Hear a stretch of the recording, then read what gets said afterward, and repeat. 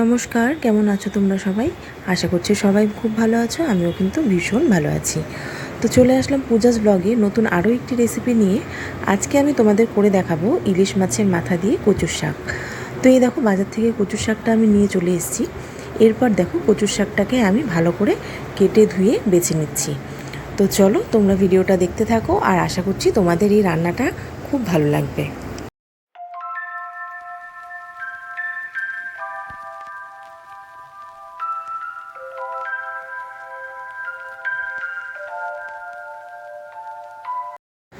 এবার দেখো, কড়াইয়ের মধ্যে আমি দিয়ে দিলাম পরিমাণ মতো জল। এবার আমি কচুর যে কেটে রাখা ডোকাগুলো সেগুলো দেখো আমি দিয়ে দিচ্ছি। তো এটাকে এবার আমি খুব ভালোভাবে ভাপিয়ে নেব।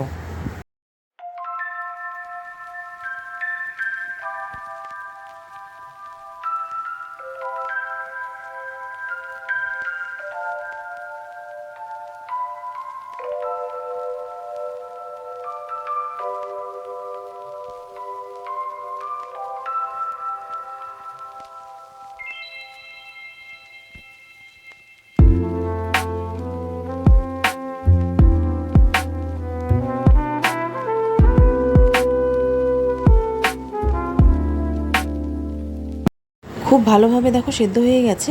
এবার এটা আমি একটি ফুটো থালার মধ্যে, মানে ফুটো একটি বাসনের মধ্যে জল ছড়ানোর জন্য রেখে দিচ্ছি।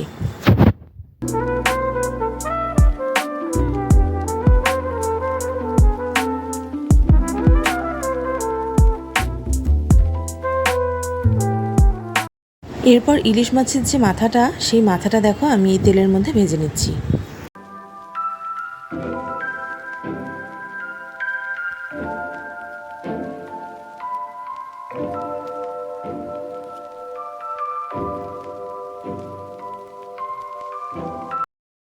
মাছের মাথাটা দেখো আমি তুলে রেখেছি। এরপর কড়াইয়ের মধ্যে তেজপাতা, শুকনো লঙ্কা আর একটু সাদা জিরা দিয়ে আমি দেখো এই যে কচু শাকটা দিয়ে দিলাম। এরপর এতে আমি পরিমাণ মতো নুন, হলুদ আর দিয়ে দিচ্ছি একটু সাদা জিরের গুঁড়ো, আর দিয়ে দিচ্ছি এখানে চিনি। তো দেখো সব ভালো করে এবার মিক্স করে নিচ্ছি আমি। কচুর শাকটা কিন্তু আমার প্রায় হওয়ার মধ্যে। এরপর দেখো, আমি এই মাছের মাথাটা ভেঙে রেখেছিলাম, তো এটাই দেখো এবার অ্যাড করে দিলাম। এবার খুব ভালোভাবে নাড়াচাড়া করে এটা আমি মিশিয়ে নিচ্ছি। ইলিশ মাছের মাথা দিয়ে কচুর শাক কিন্তু আমার পুরোপুরি এবার রেডি। তো তোমরা যদি এটা কেউ বানিয়ে খেতে চাও, অবশ্যই একবার ট্রাই করতে পারো। আমার তো খুব ভালো লাগে, তোমাদেরও আশা করছি ভালো লাগবে। আজকের মতো টাটা, আবার দেখা হচ্ছে নেক্সট কোনো ব্লগে।